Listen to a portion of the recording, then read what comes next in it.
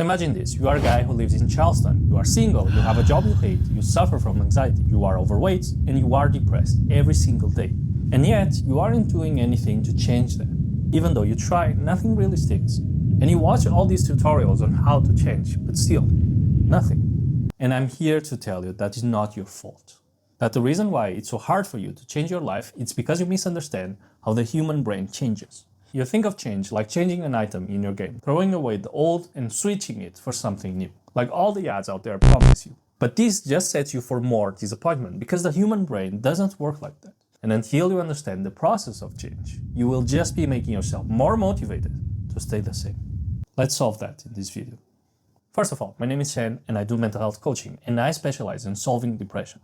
I don't rely on crap like motivation or empathy, because those things are out of our control. I focus on building working systems that you can use even at your worst. And that's how I solve my depression permanently. I wrote a short manual for depression and it's free. Look in the link below. Also share this with whoever needs it, because no one deserves depression. So let's start. Why so much fuss about one work? Because the process that this work creates in the brain sets you up for failure. That's why things got so bad until now. That's why it takes so much of you to even get a small effect in your life. To change suggests this idea that you can change your habits like Lego pieces, that you get to lose habits you have for years just because you want to. And that's what sabotages you from making real change, because you get disappointed when that doesn't happen. Like when you didn't get that six-pack even though you trained really hard for one day. And this isn't your fault, you aren't crazy or a victim of toxic mold. There's a reason why you buy into these convenient concepts. It's because the brain's main directive is to save energy, it's a survival mechanism. That's why your brain buys into these flawed ideas, because the alternative of not believing that things can be acquired with a trick is much more difficult, it's more exhausting. And that's a real reason why it's so hard for you to get new behaviors, because every time you try to change, you are saying to your brain, go to that place that I've never been to, do it on a pogo stick, and you can only use one foot, just for the fun. So of course you get a big from your brain. Worse, it doubles down on the bad habits. And that's why I believe throwing the whole world out matters. Instead of to change, let's use to transform, because this helps you understand much better what's happening in your brain. Let's say you are addicted to something.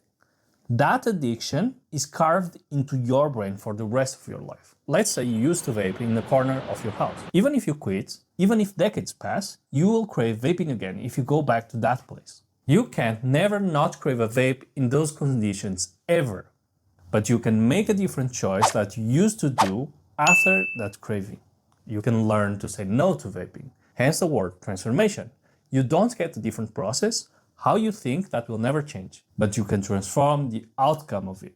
You can only look at yourself as you are now and do the things that get you to where you want to be from the standards you have now. Like exercise is only hard because you train as if you trained for years, when you can't even walk 3 miles. You make starting hard and to keep doing it harder. But you can solve this easily with 2 concepts. First is that new habits are tied to identity, which means you can't do the right things if you consider yourself a failure, because failures never do things right.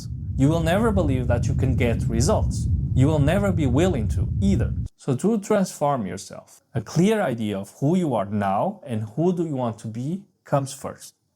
Let's say you want to become someone who's sociable, then you need to be able to be in a good mood most of the time, to smile, and to be able to start a conversation with anyone. You need to be able to look nice. Or let's say you want to be rich, then you need to focus on money systems, on having friends that are economically stable, and studying business and rich people. But do you see, this comes naturally. But you need to have a clear idea of who you want to be. And no, you don't get to be another person and live the same life. Again, that's the thing that your brain does. It tries to save energy. It tries to avoid the unknown. But with an identity, you give it a destination.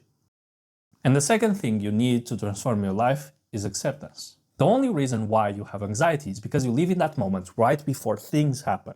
It's that unknown of what's going to happen that causes your anxiety. But you don't have to. You can control your reality. You can control the future you want. The only reason why you get so surprised and so hurt when things happen is because you only thought about the good results. It's because you didn't take time to imagine the bad one. Like if you train really hard and get sore and you expect it to happen, The next time you train becomes easier to happen because you aren't fooling yourself. Because you didn't sabotage yourself. You didn't lie to yourself by telling only half the story. If you accept the cost of changing your life, if you expect and accept the pain that comes with it, then there's nothing more to fear. There's nothing to overthink. There's nothing stopping you. There's only one move to make, to step forward. And the more you master this, the less the world can use to threaten you, and the less scary life becomes. The easier true change happens. But we aren't going to stop here. We're going to make sure that you change your life. So subscribe and click the notification bell, and I will see you next week.